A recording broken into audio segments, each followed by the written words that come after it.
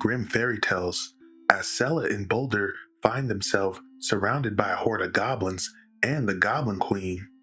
Sela wonders who this bitch is, but she informs her that she's the Goblin Queen and these are her pets.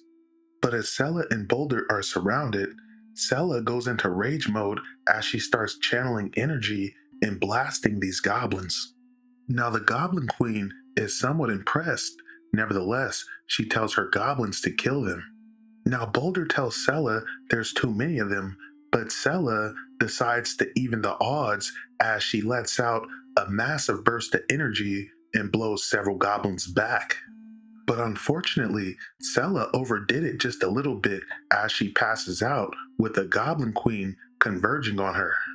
Now, Boulder gets grabbed by the goblins and taken into custody, but he pleads with the Goblin Queen to spare Sela as she's on a mission from death. But one of the goblins hits Boulder over the head and incapacitates him.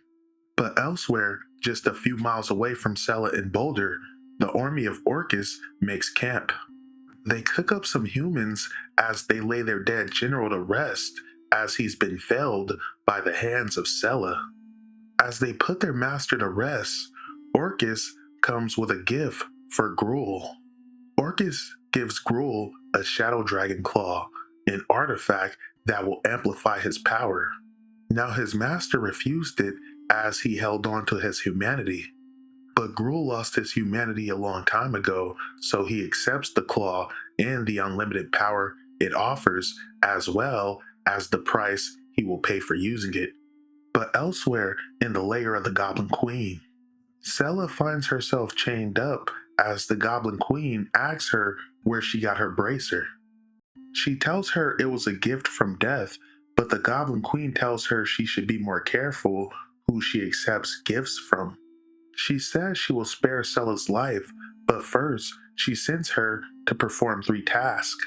First, she sends her to find 100 pearls in a massive field, an impossible task. But the bees Sela rescued earlier come to her aid. A hive of bees swarm the field, and they proceed to bring Sela all 100 pearls she's looking for. As Sela returns the pearls, the Goblin Queen is impressed with her resolve. She tells Sela if she completes the second task, they'll be one step closer to freedom. She tells Sela of a lake at the base of a mountain, and somewhere at the bottom of that lake, a crown that was lost for ages. The Goblin Queen demands Sela bring her that crown. As Sela makes her way to the lake, she can't help but notice that the lake is huge, and as she dives into the lake is way too deep for her to get to the bottom.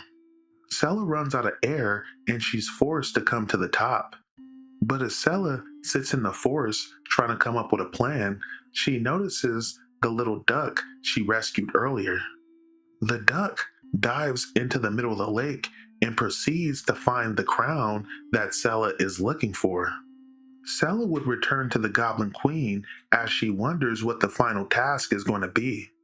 The Goblin Queen is pleased to receive the crown and she tells the false blood that she's done well. The Goblin Queen makes good on her word to free Boulder. But the Goblin Queen then pulls out the key that just so happens to be the artifact that Death sent Sela to find, and she asks Sela how she plans on getting it from her. She tells Sela that her mission to retrieve the key is pointless, but she's free to have it if she can escape this chamber with her life. Sela and Boulder once again find themselves surrounded by a horde of hungry goblins. But Sela is optimistic as they did get out of the same exact situation last time. The Goblin Queen tells her pets to enjoy the feast as a horde of hungry goblins converge on Boulder and Sela. To be continued.